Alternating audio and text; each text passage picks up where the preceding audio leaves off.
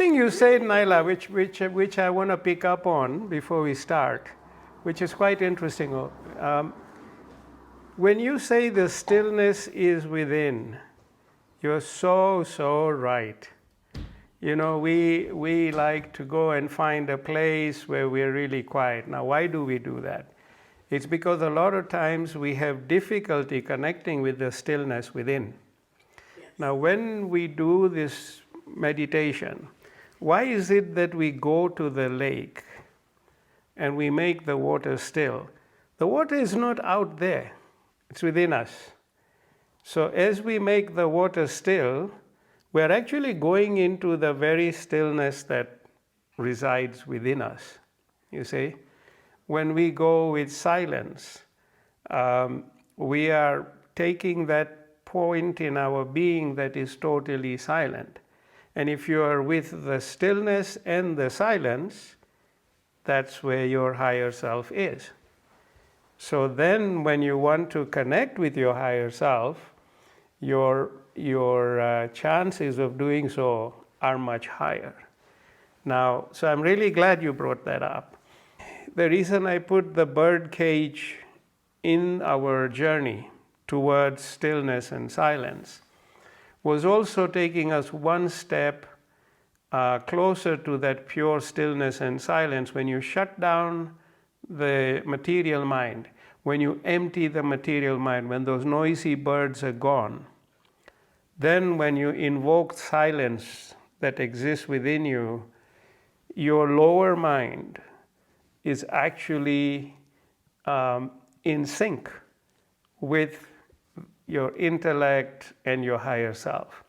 So these 3 steps are really important in our preparation for meditation. And when you reach the stillness and the silence, and now you are at that stage of zero thought, and then we go to oneness. Now remember, the first call of oneness is oneness with yourself.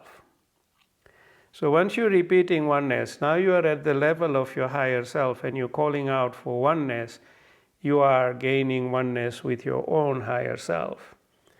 And then you go to the next step of oneness, which is where we get to the candles floating. Because what that is oneness, and all those are souls that are with us in the meditation, and there are other souls that, are also in that plane with us. And each one of those are a little flame. And you bring those together.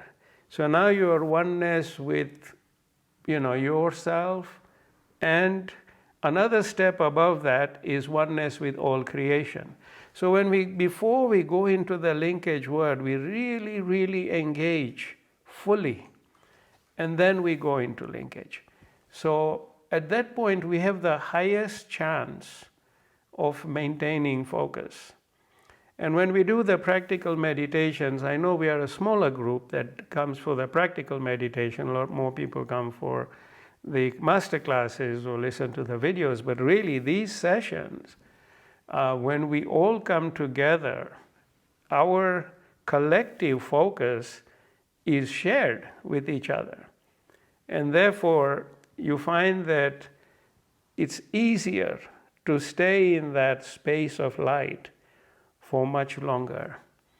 And then you take that with you, and then every day when you get up at 4 a.m., you go through these steps at your own pace.